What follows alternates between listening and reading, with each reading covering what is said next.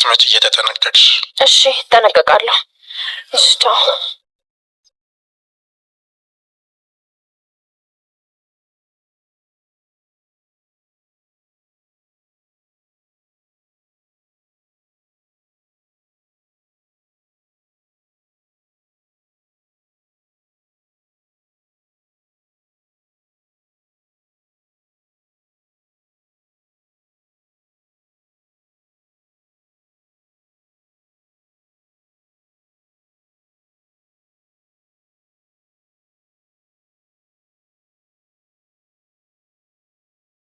ቆይ ወደ ላይ ነው የምትሄደው እንዴ? ትንሽ ነው የቀረኝ አላለችም እንዴ? ምን እያደረገች ነው? ምንም ሁኔታዋ ሊገባኝ አልቻለም። እንደው አምላኬ አንተው ጠብቃት፣ ጠብቅልኝ።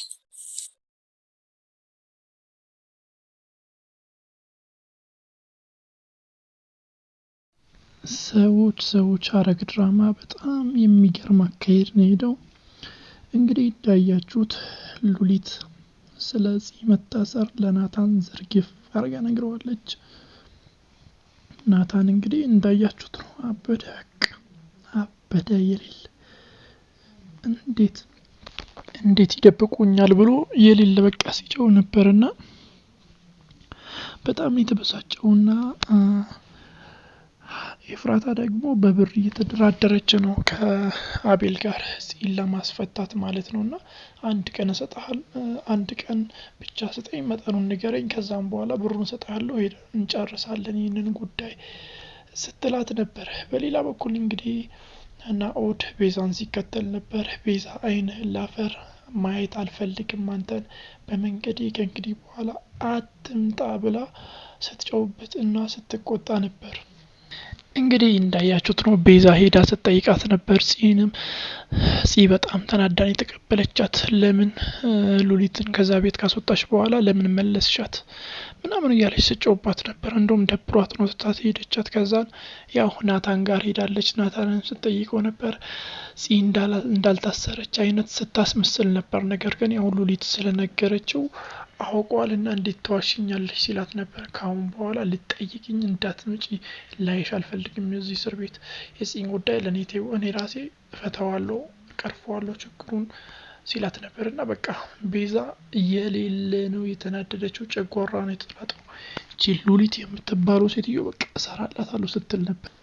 እና እንግዲህ እንዳያችሁት ነው ሰዎች ቤዛ በጣም ተናዳ ነው ከዛ የተመለሰችው ከእስር ቤት ከነናታን ጋር ማለት ነው። በቃ ብድን ያለችው ቤት ስትደርስ ሉሊት ላይ ፈነጨችባት፣ ጨወችባት። በቃ አንድ ቀን እኔ ነኝ አንቺን ሲጣርጌ የምገላግልሽ ሁላ ስትላት ነበርና በጣም ኦቨር ነው የተናደደችው። ኦቨር እውነት አናዳጅ ናት ሉሊት የምትባለው ሴትዮ።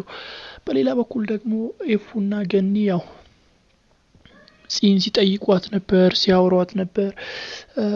ነገሮች ይቀየራሉ፣ የምስራች አለኝ ሙላ ስትላት ነበር። አንቺንም እናስፈታሻለን፣ ናታን ሲፈታ አንጠብቅም፣ አንቺን እናስፈታሻለን ስትላት ነበር። ናታንን ለመጠየቅ ሞክራ፣ ነገር ግን ያው እሱ ተናዶ ስለነበረ ማንንም ማግኘት አልፈልግም ብሏታል። እንግዲህ አቤል ደግሞ እንዳያችሁት ነው በብር መደራደር ፈልጓል። ከኤፉ አልፎ ቤዛ ጋር ደውሎ ያው ብር ሲጠይቃት ነበር። ቤዛ ያንን ያክል ብር በእጄ የለም፣ ብሬን የሚያስተዳድረው ንብረቴን የሚያስተዳድረው ናቱ ነው፣ እሱ ሲፈታ አንተ ካስፈታት በኋላ ከተወሰነ ቀን በኋላ እንሰጣለን ስትሎ አይሆንም ምናምን ፈራረክሽኝ እንዴ ሲላት ነበር። ብቻ በጣም የተናደደችበት ቤዛ በዛ ጉዳይ። ቤዛ ራሷን እየወቀሰች ነው። እኔ ለነሱ ጥሩ ስለሆን ስሞክር እነሱ ምንም እየተረዱኝ አይደለም ስትል ነበር፣ አዝናለች። በሌላ በኩል ዲያና ደግሞ በቃ የለብትን ያለችው ወንድሟና እናቷን የሌለ ስትናገራቸው ነበር። አልወዳችሁም፣ ታስጠሉኛላችሁ ስትል ነበር። እና ያው ናኦድ ተከትሏት ወጥቷል። እንግዲህ ሰዎችዬ ኤፍራታ የሆነ ቦታ እየሄደች ነው። ያው ቀምሯን የሚቀምርበት ቦታ ነው እየሄደች ያለችው እና ከኒም ስታያት ነበር ተከትላታለች። እስቲ በቀጣይ ምን ይፈጠራል? ሀሳብ አስተያየቶቻችሁን ግምቶቻችሁን ስጡኝ።